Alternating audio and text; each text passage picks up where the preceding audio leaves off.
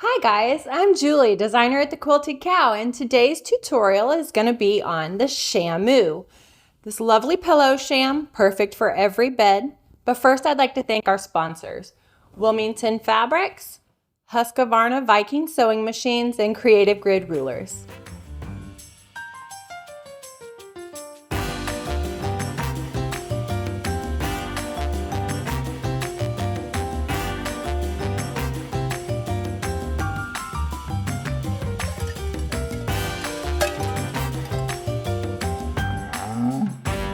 This is my favorite pillow sham for the bedroom. This Shamu is an amazing accent to every bed. You can find the kits at our website at thequiltedcow.com or on our Facebook Lives on Tuesdays and Wednesdays.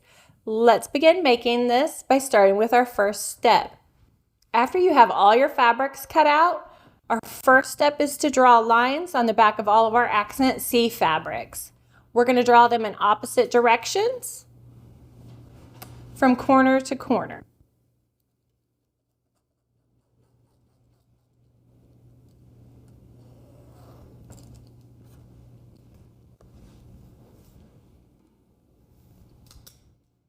Once you have your lines drawn on the back of all of your C fabrics, we're going to layer them on top of our B and our A fabrics.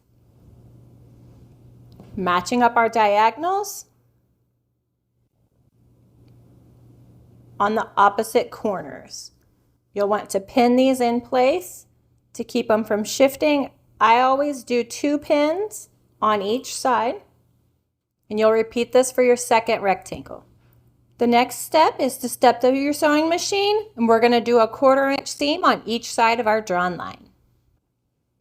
Our next step is we're going to cut on the line that we drew.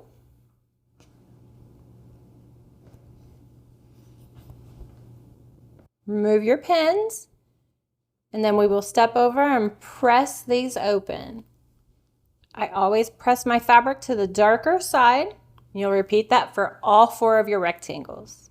After you have all your rectangles pressed open, you'll notice that they go in 2 different directions, and this is how we're going to make our diamonds. We're going to use this Creative Grids ruler that is called the half rectangle trim tool to square these up. So you'll find the direction that your line goes and match it up here with the ruler. You just want to make sure that the first cut, you have this black line right on your seam. You want to make sure that it's larger than the cut that you're needing. For this pillow sham, we're going to need a 3.5 by 7 piece. So we're just going to line it up and trim on both sides. Then you're going to turn your rectangle around and we're going to trim the other edge. This time you want to match up right on the seam, and both of your sides should be on this 3.5 inch by 7 inch guide. And then you'll trim your last 2 sections. First one's done. Now let's finish the other 3.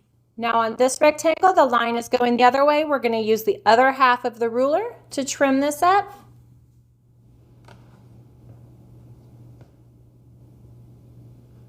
So just slide it along until you make sure all your edges are inside. And you're right on that sewn line. Now you've got 2 rectangles that face right and 2 that face left. We're going to sew these together to form our diamond shape. And then we'll sew the top and the bottom of the diamond together. We're going to press these diamond halves open. The best way I've found is to press 1 to the right and 1 to the left. And then they'll nest nicely in the center. Repeat that for your other half. The next step is to take your 2 halves of your diamond and we're going to sew them together. Here's our completed diamond. I always press this seam in the center open just to reduce bulk. Once you have all 3 diamond shapes pressed and ready, you'll add the 3 blocks together to form the front center of your pillow sham. Place them right sides together. If you have a directional fabric, make sure that your directions are facing the same way. So I have stems facing to the right and stems facing to the right on this one as well. Now you have the center of your pillow sham complete. We're going to press this well, and then we'll start adding our borders. On the back, I always repeat and press this open. There's our complete center. Now we're going to start by adding the right and the left sides of borders on. Make sure your sides are nice and even. Throw some clips in. We'll add the border to the other side. Next, we'll step to our machine and sew these on.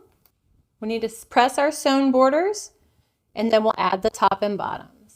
Starting with your top border, you want to pin it on. I always center mine. And these side differences won't matter because we'll trim them off in the end. Pin or clip them in place and repeat for the bottom border. We're going to step to our machine and sew these on.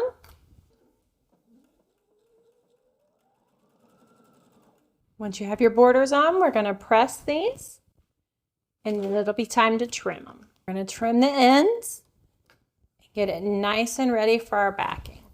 Once you have your pillow all trimmed and ready, we're going to set it aside and work on our backing. Once you have your backing pieces cut to size, we're going to fold them in half and press them in the center. Then we'll step to the machine and do a 1/2 inch top stitch. Once you have both of your backing pieces ready, we'll set them aside and it's time to quilt our pillow top. To quilt our pillow top, you'll first start by laying muslin down. The next layer is our quilting batting, and then you'll lay your pillow right side up, right in the center. And you can trim off all the ends later. For this pillow sham today, I'm just going to quilt around the diamonds at 1/4 inch. Nice, simple, make those centers really pop. I have my edges all pinned in place so it won't shift and move. Since I'm just going to do the centers, I'm going to pin right in the center of all of these background fabrics and away from my main diamonds. We're going to step to the machine and do a 1/4 inch seam around the diamond. Once you've quilted it to your preference, go in and make sure you trim all of your starter threads, remove all your pins, and then we'll trim the pillow top to size, and it'll be time to add our finished backings. We're just going to trim right along the edge just to get the excess batting and muslin off. Once that is trimmed and complete, we will take our pillow backings and lay them on this right side of the pillowcase. We're going to put our top stitch edges in the center. Be sure to line up your sides and your top and bottom. Once that is done, we're going to pin them in place to keep them from shifting while we stitch around the edges. I always pin my pillow centers together just to keep them from flipping over when I'm sewing. Once you have your pillow back secure, we're going to go and sew a 1/4 inch seam all the way around the perimeter. Once you have sewn around the perimeter, you take your pins back out. We're going to turn it right side out and press it. You can use a stiletto to push out your corners nice and neat.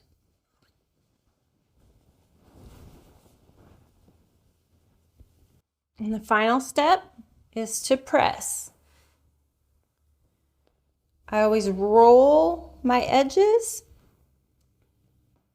just to be sure they're nice and square. Roll them to get them out.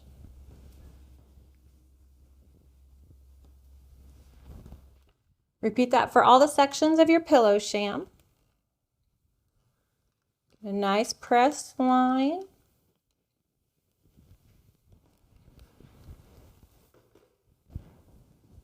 Once you're finished pressing, you're ready to put it on your bed. This is the Shamu, perfect pillow sham for every bedroom. You can get the kit at thequiltedcow.com or on our Facebook Lives on Tuesdays and Wednesdays. Please like and subscribe, and thank you for watching. Okay, you wicked cool quilters, good job. You made it to the end. We would like to thank our sponsors, Husqvarna Viking Sewing Machines, Creative Grids, rulers, rotary cutters, and mats, and Wilmington Prints for the beautiful fabrics. Thanks for watching.